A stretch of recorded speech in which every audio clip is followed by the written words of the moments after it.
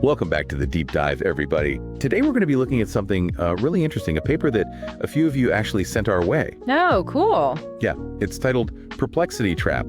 PLM-based retrievers overrate low perplexity documents. Catchy. Yeah, and that title pretty much sums it up. Basically, the research is looking at how AI search systems might be kind of unintentionally favoring content that was, well, written by other AI. Huh. Even when stuff written by us humans is just as good, quality-wise. So let's break this down a bit, shall we? Sounds good. So this paper is really shining a light on a kind of subtle but potentially pretty big problem. It's all about how we're building and using these information retrieval systems that rely on those large language models, or LLMs everyone's talking about. Right. The thing is, these systems seem to have this quirk. They tend to rank documents higher in relevance if they have lower perplexity. Perplexity, yeah. And for folks who might not be super familiar with that term, just think of it as how predictable a piece of text is to a language model.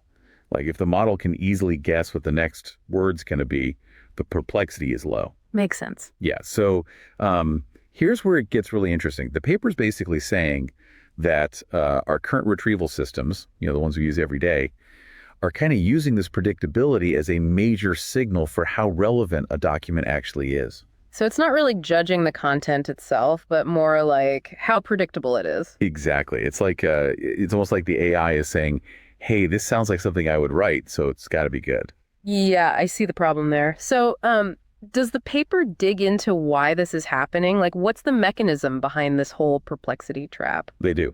And it's all about how these AI models are trained, really. Okay, how so? So you know how these LLMs are first trained on these massive amounts of text data? Yeah, to learn the patterns of language. Right. And one of the main ways they do that is through this process called masked language modeling, MLM for short. Basically, they're given a bunch of text with some words missing, and they have to predict what those missing words are. Like a giant fill-in-the-blanks exercise? Exactly. And by doing this over and over again, they get really good at predicting text. And naturally, that leads to lower perplexity because they've learned the pattern so well. But then later on, they're fine-tuned for specific tasks, like information retrieval. So they get specialized. Yep. But the researchers think that this initial training, this obsession with predicting text, is kind of bleeding over into how they judge relevance later on.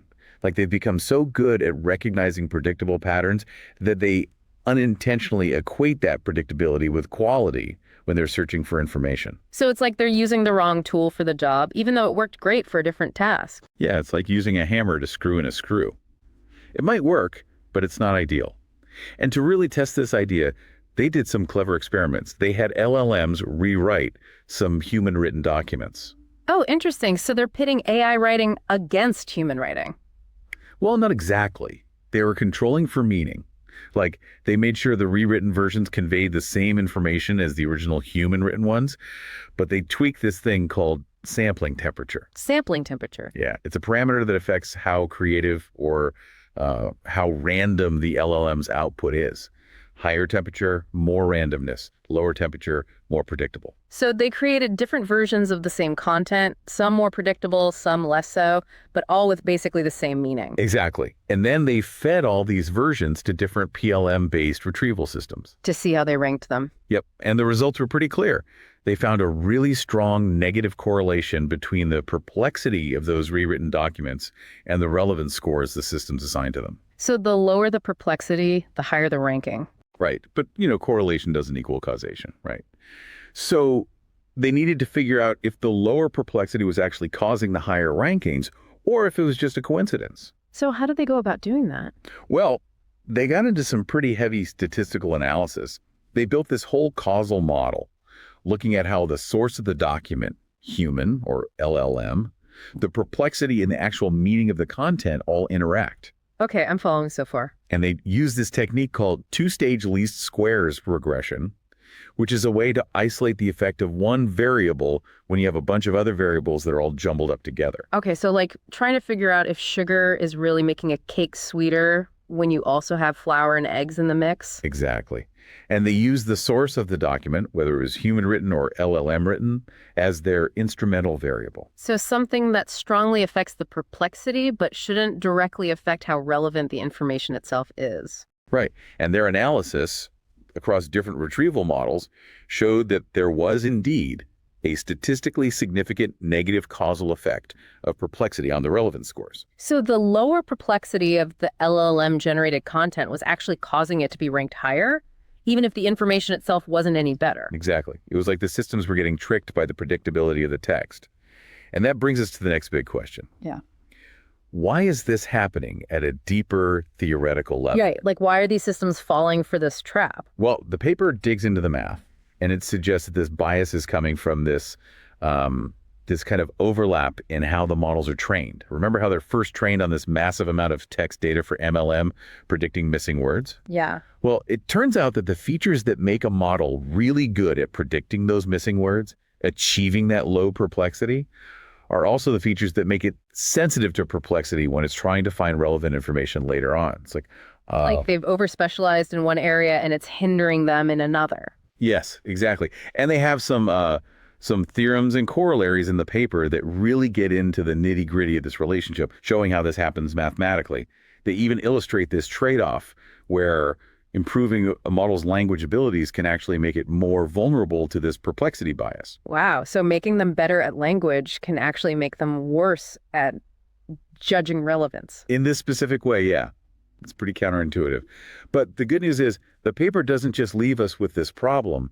They actually propose a solution. Okay, tell me more. What do they suggest? They've come up with this debiasing method called Causal Diagnosis and Correction, or CDC. It's a two-step process that directly addresses this causal link they identified. Okay, so 2 steps. What's the first one? The first step is called bias diagnosis. Mm-hmm. Basically, they use a small set of training data to figure out just how much perplexity is affecting the relevance scores. Like they're quantifying the strength of that bias. And then they use that information to correct for it. Exactly. That's the second step, bias correction. When the retrieval system is actually ranking documents for your search, they take the original relevance score and subtract the estimated bias caused by perplexity. So you end up with a score that's less influenced by how predictable the text is and hopefully more aligned with the actual relevance of the information. Okay, that makes sense. But does it actually work? That's the best part. They tested it out, and the results are really encouraging. They were able to reduce or even reverse the bias towards LLM-generated content across different data sets, even when they tested it on data the system had never seen before. So it generalizes well. That's promising. And what's really important is that this debiasing didn't really mess up the overall ranking quality. They only saw small drops in this metric called NDCG at 3, which basically measures how good the top few search results are. So they fixed the bias without making the search results worse overall. Pretty much, yeah. And they designed the method to be pretty efficient, so it could potentially be integrated into existing search systems without having to, completely rebuild everything from scratch. That's really good news. It seems like a very practical solution. Yeah, it's definitely a step in the right direction. And, it opens up a lot of interesting avenues for future research. Which brings us to our Novel Notions segment, where we like to brainstorm some potential research ideas based on the paper we discussed. Always my favorite part. So what are your thoughts? Well, one thing that struck me is that this CDC method, it relies on a fixed estimate of the bias. But what if we made it more dynamic? Like, what if we had something called dynamic perplexity thresholding and adaptive debiasing? Dynamic perplexity thresholding. I like the sound of that. What would that entail? So instead of just subtracting a fixed amount, the system could learn to identify what we might call a too low perplexity threshold. Okay, so like a red flag for potentially AI-generated content. Exactly. If a document's perplexity dips below this threshold, which could be adjusted over time or based on the specific search, it would trigger a stronger penalty. Maybe it's completely discounted from the rankings, or maybe it just gets a bigger bias correction. I see. So it's like a more nuanced approach, recognizing that not all low perplexity is bad. Right. And the thinking here is that, as LLMs get better and better at generating text, they might start intentionally trying to game the system by producing super predictable content. To get those high rankings. Yep. And a fixed debiasing might not be enough to catch that. but human-written text, even if it's really well written and coherent, will likely still have a certain level of natural variation that keeps it above that too low threshold. So it's about recognizing that sweet spot where low perplexity is a sign of good writing, not AI trickery. Exactly. And this kind of dynamic system could adapt to how LLMs are evolving and be more resilient to those gaming attempts. That's a really cool idea. It kind of reminds me of another thought I had. What if, instead of just focusing on debiasing against AI-generated content, we also tried to actively reward features that are more typical of human writing? Oh, interesting. Like what kind of features? Well, things like stylistic nuances, how topics shift within the text, or even just those occasional little flaws or unexpected turns of phrase that you often see in human writing. Because humans aren't perfect writing machines. Exactly. I'm thinking we could call this incorporating human-like variability as a positive retrieval signal. I like it. So how would we actually implement something like that? Well, we could train a separate classifier specifically on human-written text, feed it tons of examples so it learns to recognize those unique characteristics, and then when the retrieval system is ranking documents, the output of this classifier could give a boost to documents that exhibit those human-like features. It's like giving bonus points for being uniquely human. Exactly. And it could be used alongside, or maybe even instead of, the perplexity debiasing. The idea is to shift the focus from just penalizing AI-generated content to actively promoting human-created content. That could be a really powerful way to shape the information landscape. And it could also lead to some really interesting new ways of measuring the humanness of text beyond just simple statistical measures like perplexity. These are some really thought-provoking ideas, and I think it highlights just how important this research is.